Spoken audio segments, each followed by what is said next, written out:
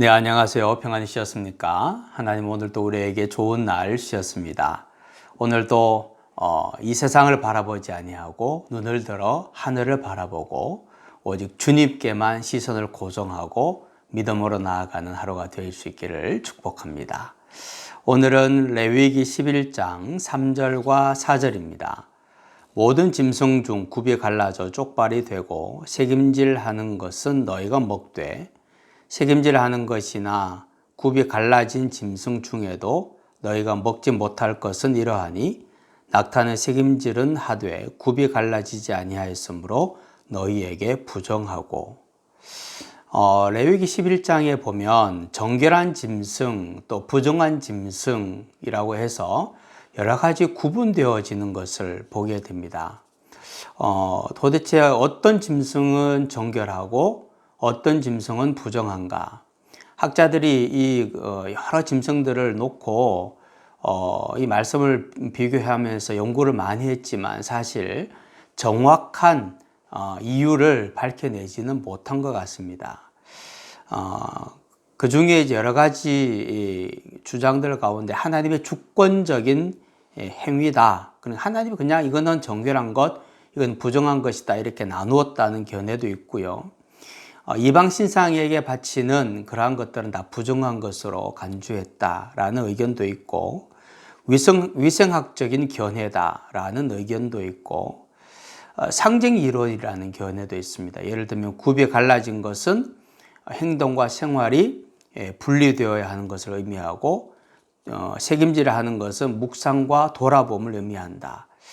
그렇게 풀이를 하기도 합니다. 그러나 어느 것도 명확하지는 않습니다. 노아 홍수 이후에 하나님께서는 노아에게 그리고 인류에게 이제는 이 세상에 있는 모든 짐승들을 마치 채소를 먹는 것처럼 먹을 수 있다. 그렇게 하나님께서 약속을 해 주셨죠. 그렇게 모든 짐승들을 다 먹을 수 있게끔 해 주셨는데 왜 여기에서는 하나님께서 이스라엘 백성들에게 어떤 것은 정결한 짐승이고 어떤 것은 부정하기 때문에 부정한 짐승은 먹으면 안 된다고 말씀을 하시는가? 정확한 모든 이유를 다 알 수는 없지만 그러나 그 기저에 흐르는 하나의 중요한 원리는 있습니다. 그게 뭔가 하면 바로 구별됨입니다. 지금 동물들을 어떤 것은 정하고 어떤 것은 부정하다고 말씀을 하시지만 그러나 이것은 그 동물 자체의 어떤 더러움, 어떤 해로움 이런 것들 문제가 아니라 오직 이스라엘을 구별하기 위해서 하나님께서는 이것은 먹고 이것은 먹지 말라 그렇게 말씀을 하셨다는 거죠. 정결한 이스라엘과 정결한 동물 그것이 있으면 부정한 이방인들과 부정한 동물들도 있겠죠.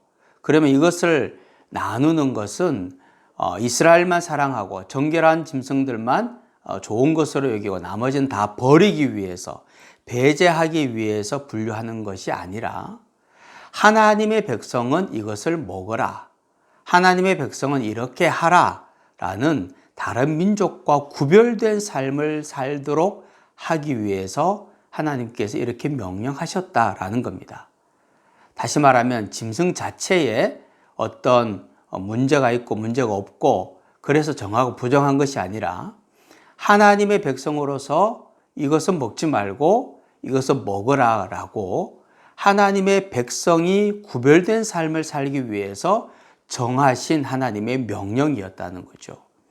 여기에서 중요한 것은 바로 하나님의 명령에 순종하는 구별됨입니다.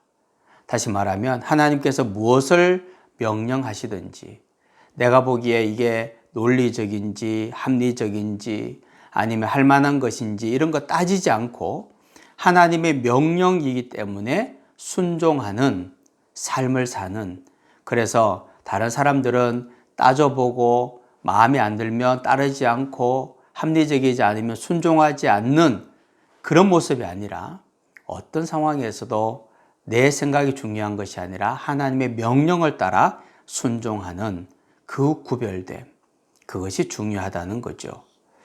먹든지 마시든지 무엇을 하든지 하나님의 영광을 위하여 하라 라고 고린도전서에서 말씀을 하셨죠. 오늘도 우리는 이 세상에서 살아갑니다. 무엇을 하든지 순종하는 구별됨을 통해서 하나님을 영화롭게 할 수 있기를 축복합니다. 하나님, 순종하는 것으로 이 세상 사람들과 구별되어진 삶을 살게 하여 주옵소서. 하나님이 말씀하시면 어떤 명령이어도 내 생각과 혹은 다를지라도 순종하는 삶을 살아 하나님의 백성다운 구별됨을 세상에 보이게 하여 주옵소서. 예수님의 이름으로 기도하옵나이다. 아멘.